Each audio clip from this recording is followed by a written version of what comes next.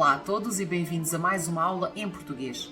Este vídeo vai ser dedicado então à análise do capítulo 148 da Crónica de Dom João I, portanto o último excerto obrigatório para leitura e análise em português do 10º ano.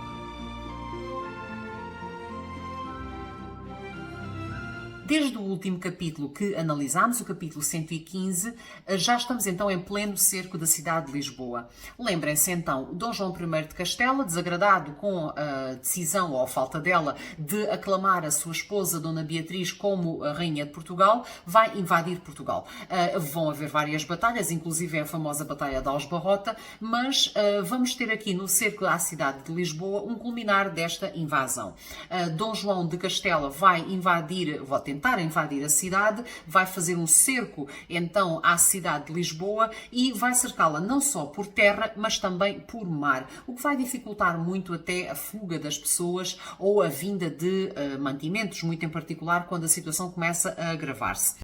A cidade vai conseguir resistir durante vários meses e o cerco vai acabar por terminar quando um surto de peste negra se desenvolve entre os soldados castelhanos e o que vai obrigar Dom João de Castela a retirar. Portanto, pouco tempo depois a invasão acaba e Dom João é então aclamado rei de Portugal posteriormente.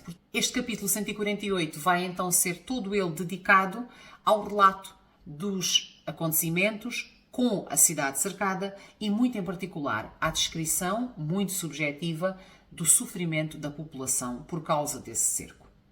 Com a cidade cercada, começam de facto a escassear os mantimentos, por vários motivos. A cidade tinha gente a mais, pura e simplesmente. Portanto, não só as pessoas tinham-se deslocado para a cidade de Lisboa para se protegerem, portanto, agricultores, pessoas ali dos arredores, mas tinham também chegado alguns navios do Porto com mais refugiados. E isso acabou por aumentar muito mais do que era esperado a população. E os mantimentos que se tinham preparado no início, pura e simplesmente já não chegavam.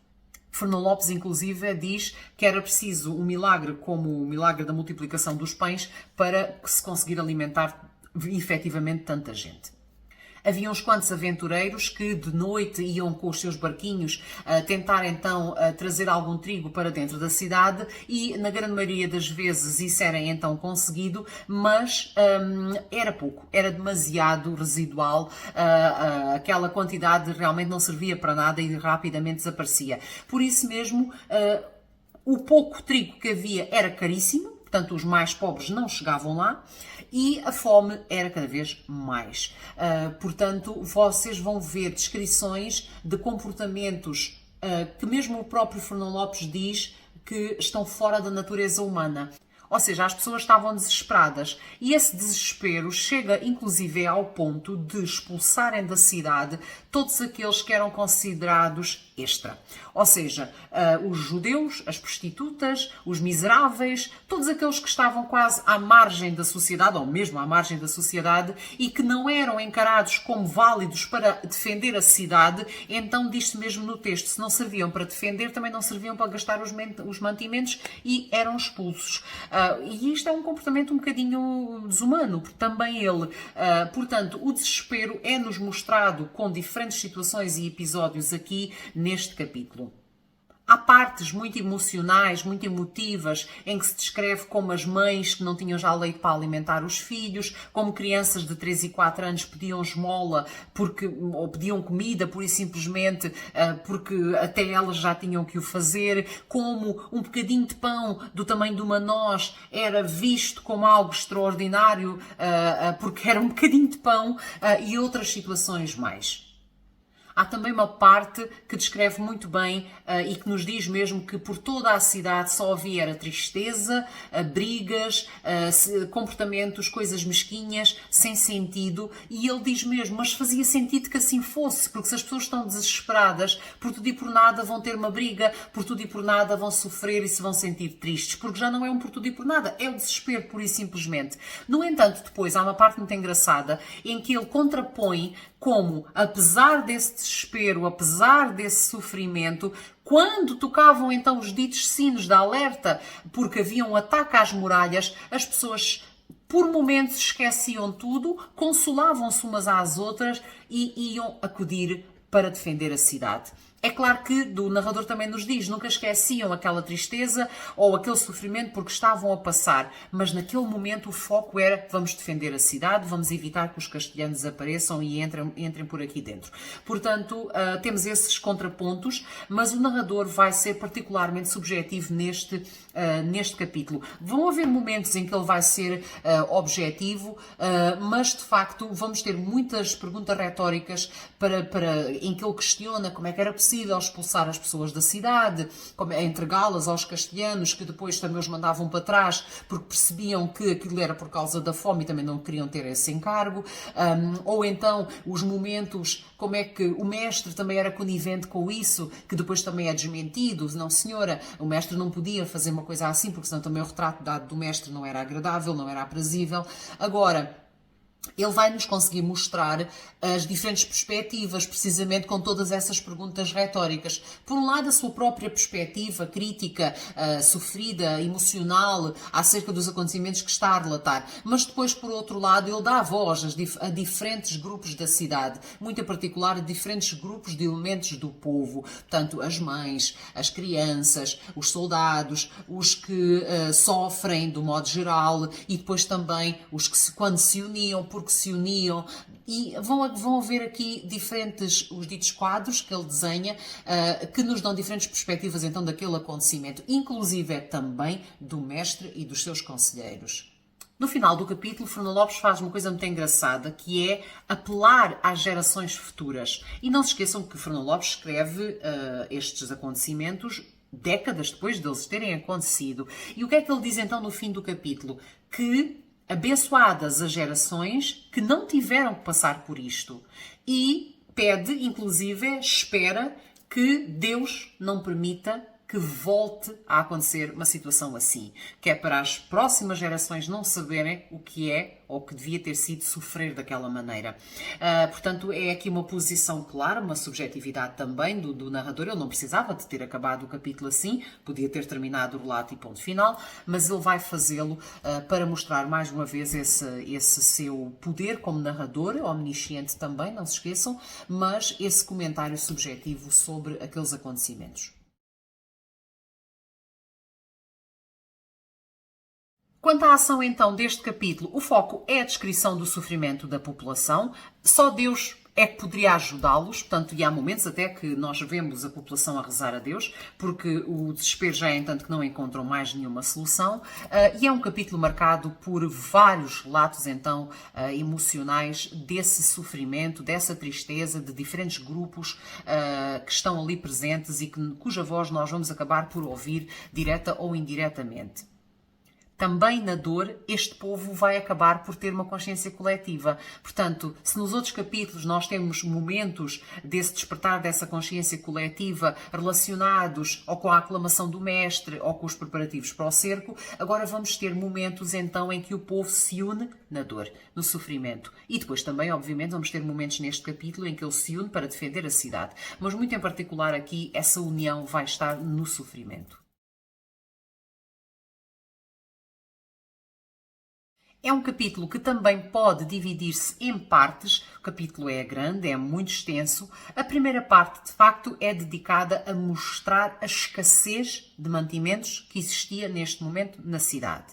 Depois, a segunda parte vai ser dedicada a mostrar as decisões drásticas que tinham que ser tomadas face àquela falta de mantimentos, muito em particular, por exemplo, a decisão de expulsar da cidade quem não podia participar de forma ativa na sua defesa. A terceira parte vai então ser dedicada à descrição das condições miseráveis das pessoas. Aquela parte de que eu vos falava há pouco, por exemplo, das pessoas a esgravatarem no chão, nos locais em que se vendia antes o trigo, à procura de um baguinho que fosse de trigo para saciar a fome. A quarta parte mostra como a população, apesar deste sofrimento, apesar desta dor, continua unida e mostra-se também como o mestre, por muito que quisesse e que estivesse também ele comovido com a dor do seu povo, era impotente para mudar aquela situação. Portanto, estava além do alcance das possibilidades do mestre resolver aquela questão da falta de mantimento já para a cidade. De seguida, numa quinta parte, o narrador vai-nos então dar informações acerca dos motivos que levam àquela situação de falta de mantimentos, que tem a ver com aquilo que eu vos dizia no início, portanto não era uma questão de eles estarem mal preparados. Eles só estavam mal preparados porque, de facto, o número de pessoas que estava dentro da cidade era largamente superior àquilo que eles estavam à espera. Logo, já não dava. Pronto, já não havia comida suficiente para todos. Finalmente, e é a mesma parte final do excerto, esta sexta parte vai ser dedicada àquela dita mensagem para o futuro, quase para as gerações futuras, que ainda bem que não passaram por isso e esperemos que nunca venham a passar.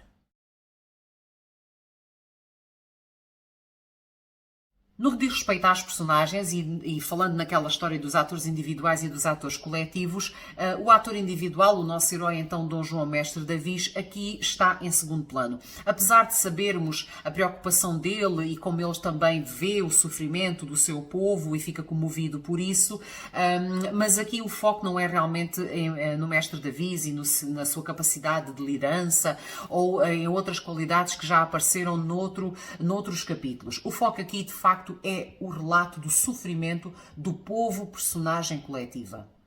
Esta personagem coletiva vai então continuar a mostrar-se unida no sofrimento, unida na defesa da cidade. Diz-se inclusive que o povo tinha duas ameaças e estava a lutar duas guerras, porque os inimigos de facto eram dois. Por um lado tinham que vencer a batalha contra a fome e por outro lado tinham que vencer a batalha contra os castelhanos. Isto é importante porque vocês realmente veem aqui como havia pouco escape para o sofrimento daquele povo, porque não bastava a fome, como ainda por cima estarem a ser cercados pelos seus inimigos. Portanto, são as ações e a sua união, a dita consciência coletiva do povo que vai novamente estar aqui em foco e em destaque.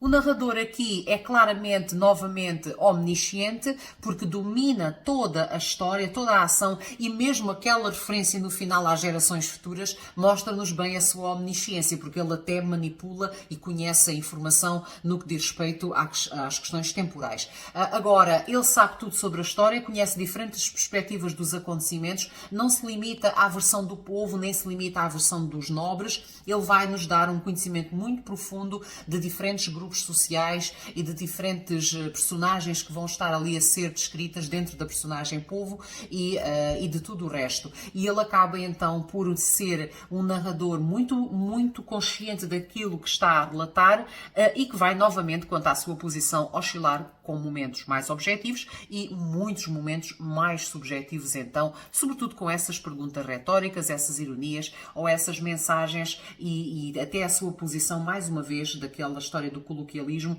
em que ele interpela o leitor acerca daquilo que está a ler para despertar essa simpatia e essa solidariedade para com os acontecimentos.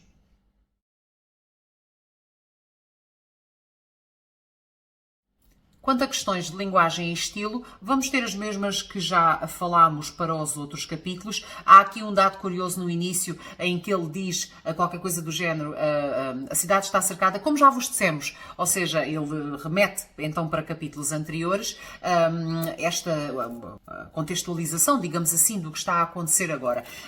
E por isso mesmo vamos continuar a ter a interpelação ao leitor, como já vos acabei de dizer, vamos continuar a ter toda aquela ideia de que ele está a contar uma história que vem de trás e que vai continuar para outros capítulos. Reparem, o Cercar a Cidade não termina neste capítulo, portanto vamos ter que ver isso nos capítulos posteriores, que no entanto já não fazem parte do programa obrigatório de 10º ano. Mas se vocês tiverem curiosidade em ler os capítulos seguintes, vocês vão então ver a conclusão do cerco e a aclamação do Mestre Davis como rei de Portugal. Agora, é um narrador que continua com o mesmo estilo vivo e rico de descrições, adjetivações, hipérboles, comparações, enumerações, a questão do despertar das sensações visuais, olfativas, de tudo um pouco que vai permitir dar àquele texto, conferir àquele relato uma grande veracidade e vivacidade e aquela faceta de como se ele fosse de facto o repórter que está ali dentro e que nos vai contar aquilo que ele viu, que ele assistiu mesmo sem nunca lá ter estado. É claro que a intenção dele é sensibilizar os leitores, portanto, sobretudo até quando ele faz o dito coloquialismo e interage com o seu leitor, ele quer trazê-los para dentro da história, quer que eles também tenham pena das suas personagens e quer que eles criem essa empatia com o relato que está a ser então narrado. Isso é muito evidente, por exemplo, nas perguntas retóricas, porque ele lança a ideia ao ar, lança a pergunta ao ar para quase que levar o leitor a pensar sobre aquele tema de que ele está a falar. Vou-vos ler, por exemplo, um excerto em que isto é muito evidente. Ora, reparem quando ele diz: ora, esguardai como se fosses presente, vejam o tu, uma tal cidade assim desconfortada e sem nenhuma certa força de seu livramento, como viveriam em desvairados cuidados quem sofria ondas de tais aflições? Ou seja, numa cidade nestas condições, como é que era possível as pessoas não estarem assim? Claro que as pessoas tinham que estar assim. Ele faz documentários destes e usando este dito tu, então os verbos na segunda pessoa do singular, para trazer o leitor então para dentro da sua história.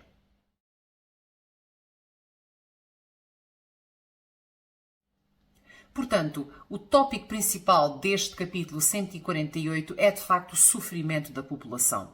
Vocês vão encontrar um relato sofrido, comovente, que mostra o povo a sofrer, os diferentes elementos do povo, o desespero das pessoas, os comportamentos degradantes, moralmente e fisicamente degradantes, de quem já não sabe o que fazer para combater a fome e para combater ao mesmo tempo os inimigos que estavam ali à sua porta. Portanto, um foco muito grande dado ao povo como personagem coletiva novamente, sobre aquela vigilância, aquela liderança que neste capítulo em particular está um pouco mais apagada, do mestre Davis, que vai depois ser aclamado rei de Portugal após o término do cerco à cidade de Lisboa. Portanto, leiam o capítulo, se ainda não o leram, releiam-no se já deram então com os vossos professores e recordem estes aspectos todos, não só o que diz respeito à ação, o que é que está a acontecer, como aos seus diferentes intervenientes, portanto às personagens, por exemplo o narrador, se ele continua subjetivo, se ele continua mais objetivo, onde é que aparece a sua omnisciência, pensem também nas questões dos recursos expressivos, o coloquialismo, o visualismo, portanto todas as características que vocês viram relativamente aos outros dois capítulos vão estar novamente aqui também presentes, portanto façam um apanhado dessas características todas, releiam ou revejam o nosso vídeo sobre o estilo de Fernão Lopes e preparem-se convenientemente então para os próximos momentos de avaliação dedicados às crónicas de Fernão Lopes e muito em particular à crónica de Dom João I. Bom trabalho e até uma próxima aula em português.